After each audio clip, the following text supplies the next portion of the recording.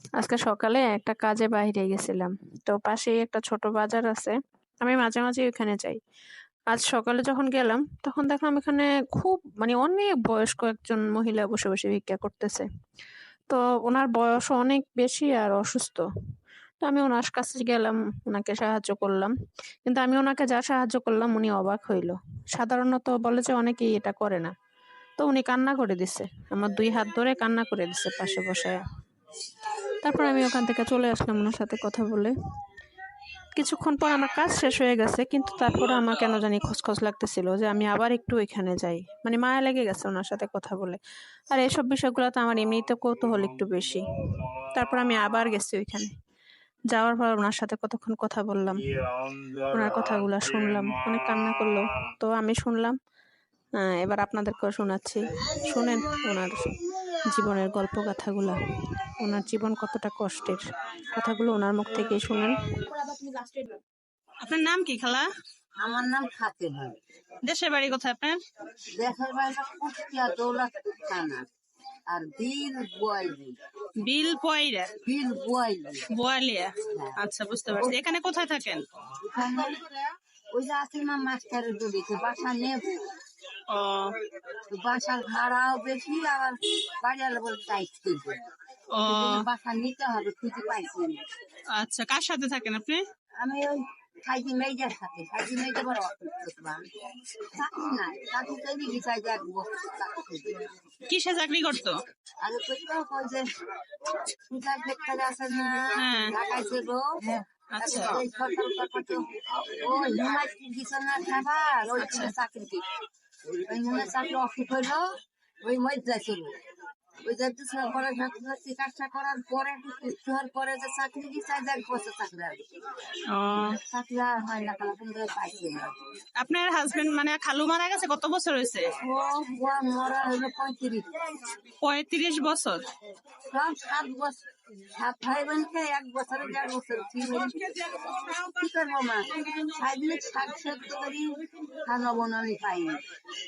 খাওয়ার জ্বালায় না থাকতে পারি। 7 বছর বেটাকে দেখে 7 বছর ফেলতে একজন বেটায় আনছে, সে মরি গেছে। এখন আসলে আল্লাহ রাইখে মা 10 দিন করছে, আগে তো কাজ করছি মানুষের বাসায়। আচ্ছা, আর এখন কাজও করতে পারিনি, কানে শুনতে চোখে দেখতে পাইনি। 4 নাম্বার মেয়েটা মরার পরে 4 দি পাবে, 2 মেয়ে হয়েছে। এই কানতে কানতে খেলা করছে, দেখতে পারে 3 মেয়ে মরে গেছে আর 4 আছে, 2 দেশে 2 ঢাকায়। ঢাকায়। সব কষ্ট। ওই একটা মেয়ের আবার ফেন্টিমার হয়েছে, সে পাবে। আর এই যে এই 3 লাখ আছে, ও অসুস্থ।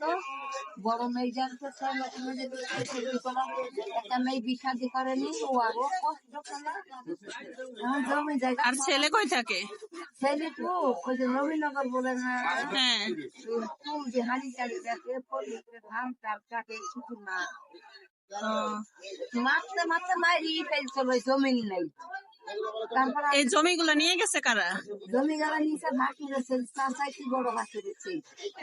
তো আপনি কারো কাছে বিচার টিচার দেন না? ও মা, কি করবো, বিচার কত দিয়েছি। খালি স্কুলের মাঠে 2.5 বিঘে জমিতে কেমন ধরা লাগাই।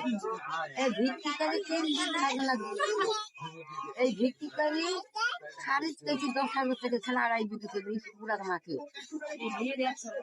বলছে কি মিটিং গাইছে, দেখাইছে বলে দলিল বলে 3 লাখ টাকা দিয়ে ব্যাংকে খেয়ে আইছে, হারিয়েছে দেখাইছে না। আমার কে আছে না, দেশে গেলে ঢাকায় চাপ করে না, দেশে তো ঘর বাড়ি নাই, কই থাকবো কিছু নাই।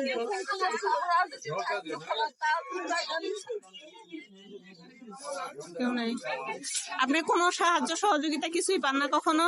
না, গোবর ভাত খাইছে, গোবরের দড়িটা কিছু ডিমরাই খাই নিয়েছে, আমার দেয় না। আবার 1 মাসে দাবার আপনি ভোট দেন? এনআইডি কার্ড আছে? ভোটার আইডি কার্ড আছে আপনার? ভোট দেন? হ্যাঁ, ভোট দিয়ে কানা 30 বছর হয়ে গেল ভোট দিয়েছি। কোনো সাহায্য সহযোগিতা করে না?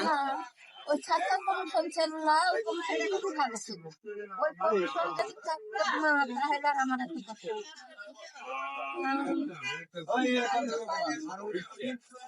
অনেক কষ্ট না, অনেক ঋণ, এই জমি জমি করে 3 লাখ টাকা কোনো ঋণ আছে, এই জমি জমি করে খরচ দিচ্ছি না, সুদের টাকাই দিব না ঘর ভেড়াই দিব, এটা কিস্তিতে দাও।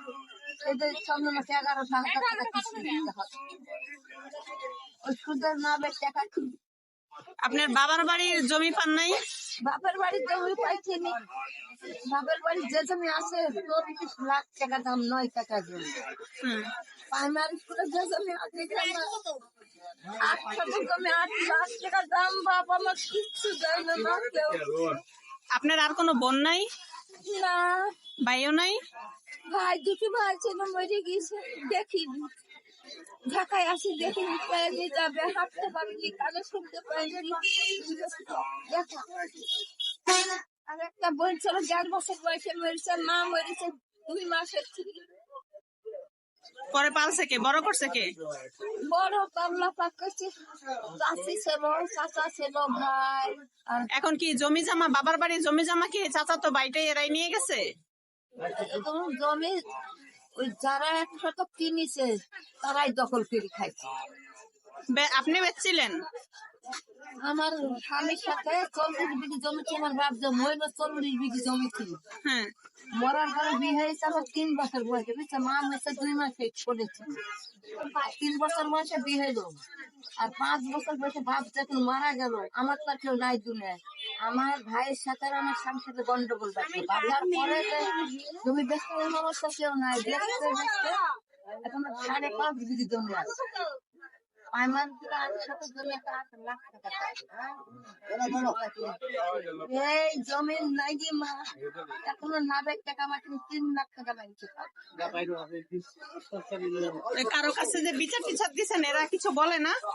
বলে বলে যে বিচার তো দিবস না, ওই যে আমার ছেলেকে মাথা মাথা মাইরি ফেলছিল জমিন নাকি, তার থানায় কেস করলো, তারপরে নকল কেস তুলে যে বাস আমার ছেলে নাম হলো আব্দুল বাসার, 1 শতক পাইলে 1 শতক দেবো, 2 শতক পাইলে 2 শতক দেবো। আর 7 বছর কিচ্ছু দিল, কিচ্ছু দিলাম বাড়িতে যাইনি না। আপনার বয়স এখন কত?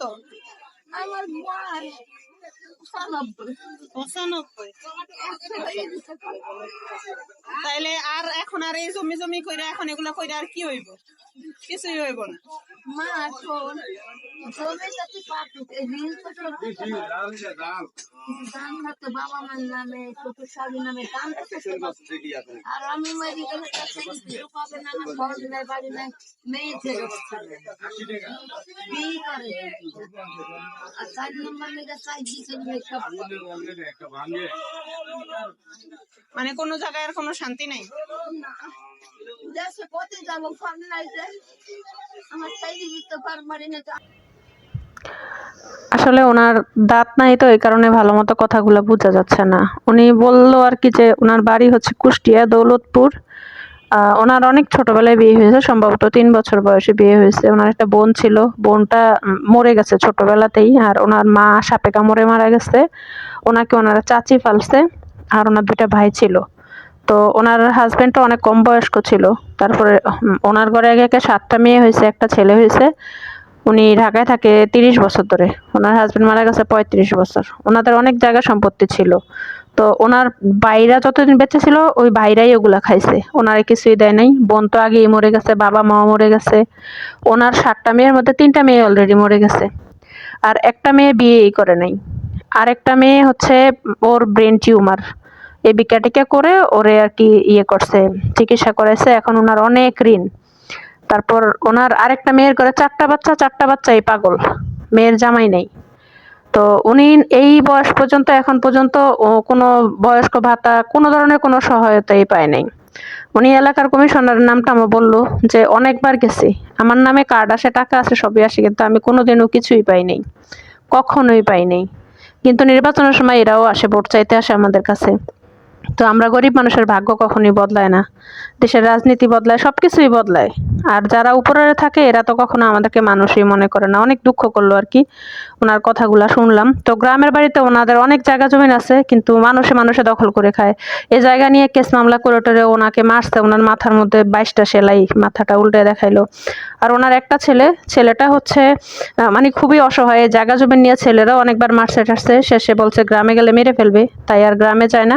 ছেলেটা হচ্ছে বেলুন, ওই যে হাতের মধ্যে মানুষের বাসা বাড়ি থেকে চুল টোকায় টোকায় নিয়ে যে বাচ্চাদেরকে বেলুন দেয়, ওই কাজ করে।